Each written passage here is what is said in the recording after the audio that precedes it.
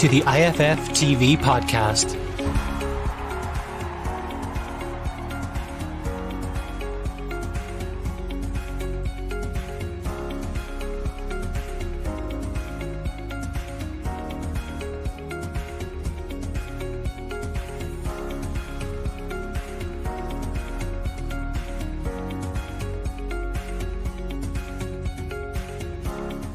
Tony O'Donoghue from RTE, please.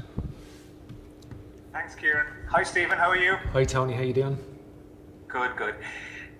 Stephen, the importance of it. You're standing on the brink of a World Cup campaign. This is what you were brought in for.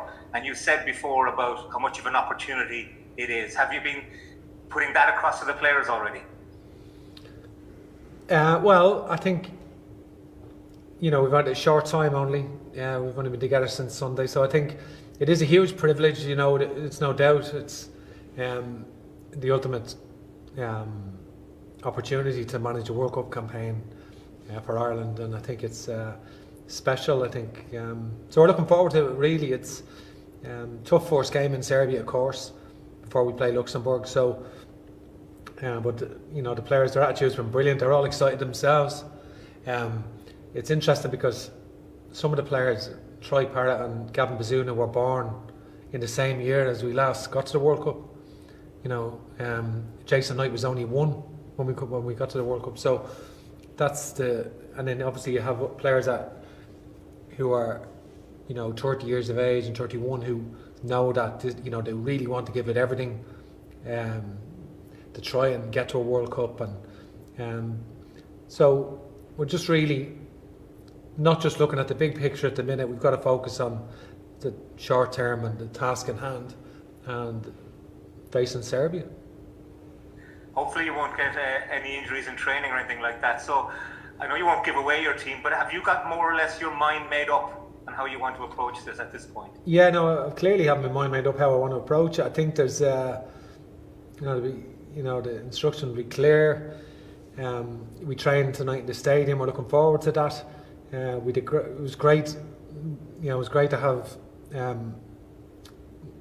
Manchester City's facilities yesterday, that we could meet so quickly, because for some of them it was match day +1, match day +2. You had to modify the training, etc. But you're right.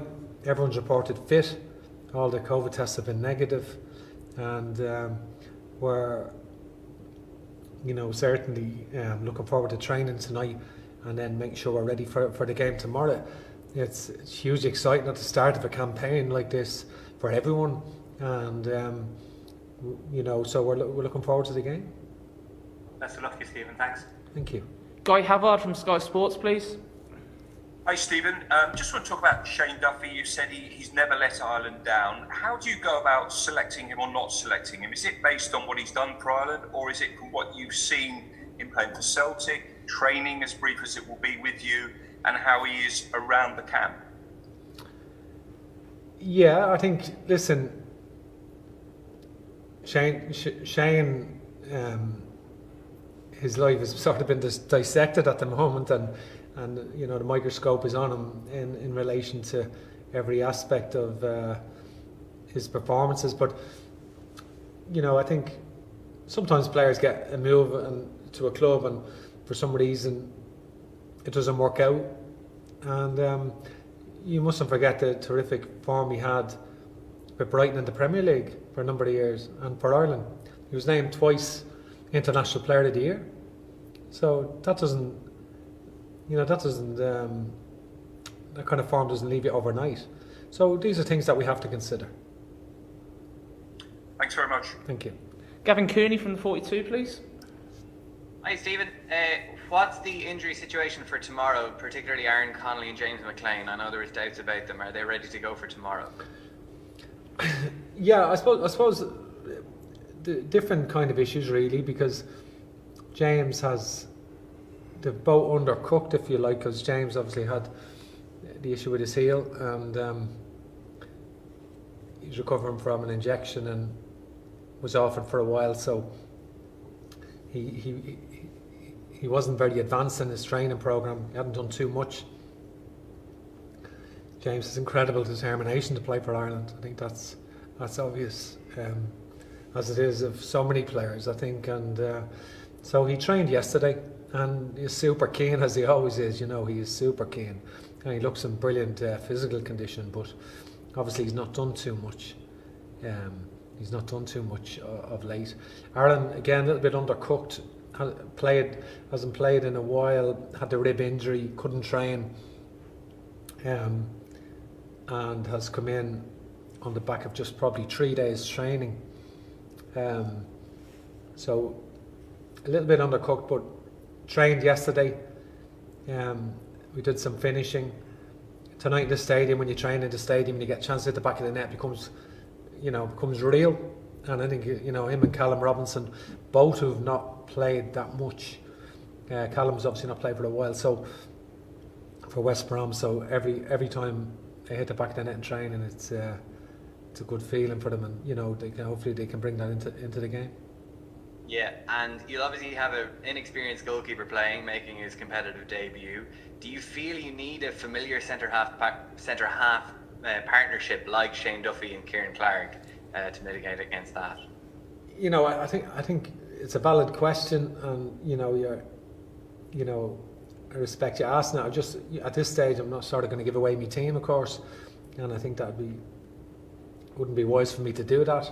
So I think, but yeah, listen, you have to consider all of these issues, but we've a lot of good players coming through. It's a radical change really, with sort of 13 players coming through the system within a few months. Over the last, who've been in the under 17s, 18s, 19s, and in the under 21s. So there is that infusion of enthusiasm and talent come into the squad. So you can't ignore it. You can't ignore that. And I think so. That's something you have to consider as well. Thanks. Ed Leahy from RTE, please. Hi, Stephen. Hi Ed, how you doing? So can you hear me yet? Yeah. Stephen, I suppose just in terms of the nature of this game being the opening World Cup qualifier, as well as there's going to be an element of a reshuffle and inexperience within the team, is there an argument for being a bit more defensive and a bit more direct, perhaps, at the same time as you were searching for goals? Defensive and direct, they're sort of two separate issues, I think. I think they're two separate ideas. A bit more defensive, does that mean in a low block? Does that mean playing players in our own half and getting a lot of bodies behind the ball? Direct, does that mean in possession, don't pass it, just hit the channels? You can't on one hand give instruction and then just all of a sudden when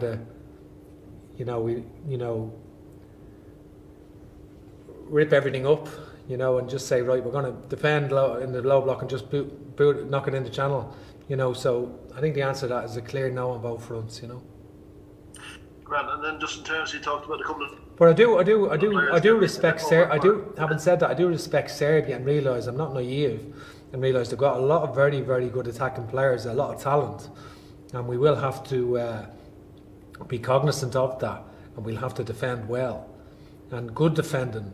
There's nothing wrong with good defending, I think it's important that we defend well, and we're not neglecting the importance of defending. The importance of defending well will be, it'll be hugely important we defend well, because they have got players who can punish you. Great. And just in terms of, you mentioned a couple of the players being undercooked, would you be a type of person in a restaurant who might opt for the rare option rather than the well done? Listen, yes, sometimes we're not in a position. That's just where we are with some players, and that's ideally you'd want all your players, your attacking players, playing every week and scoring for their clubs and so forth. But you have to adapt. And listen, the players are really excited about the possibility of playing for their country in a World Cup qualifier. That's a huge ambition for them all, so it's a great opportunity. Thanks a lot. Best of luck tomorrow. Thanks. Will from Off the Ball, please. Hi, Stephen. You've played generally with a focal forward in these first 8 games, just with circumstance between David McGoldrick's retirement, Adam Eden not being available. Are you consider going maybe with a different option through the middle tomorrow night? I appreciate you're not going to give away your team selection, but possibly maybe playing Callum Robinson or Aaron Connolly through the middle, which would be slightly different to the attacking system you've played so far. No, I get the point you're making. Will the sort of physical presence of we have James Collins again. He's obviously had a good season overall with Luton. I know he's not been in the team in recent weeks, but he's had a good season. And Shane Long is sort of a bit rejuvenated, having gone to Bournemouth and played some consecutive games. So we have options, different types of players. You know, they're sort of different characteristics of strikers. So we have to get the balance right in our attack and play, regardless of who plays there. And obviously Adam has played in a few games. We were sort of blooding him and giving him an opportunity. David McGoldrick was the number 9. James Collins played against Bulgaria. So you're right. You know, there might be opportunities for other options there. Now we have to consider that. And just in terms of the goalkeepers, Seamus Coleman was saying to us earlier, Stephen, that they've fit in well over the last couple of days. You appreciated there hasn't been too many sessions before this, but how have they found coming into this squad? I mean, I know Mark Travers has been in here before, but it's all very new, say for Gavin Bazunu. How have the goalkeepers settled in over the last couple of days for you? Yeah, no, I think we've sort of had a continuity. Like, there's sort of it doesn't mean that anyone who's not been in the international setup before can't be picked. But in a short proximity like that, Kieran O'Hara had come through, under 21 team, has been in the senior squad under Mick McCarthy before me for 2 years, and is familiar with everyone and understands, has made his debut. Mark Travers has been in the international squad, come through the international teams, and has played, albeit only 1.5 games with Ireland before. And Gavin obviously is a younger one who's just now come up with the under 21s, and obviously he's a very exciting prospect and has a great future ahead of him. So I do take it on board that the players are inexperienced. I do take that on board, but no, we have faith in them as goalkeepers, and Mark will play, and we have every faith in him.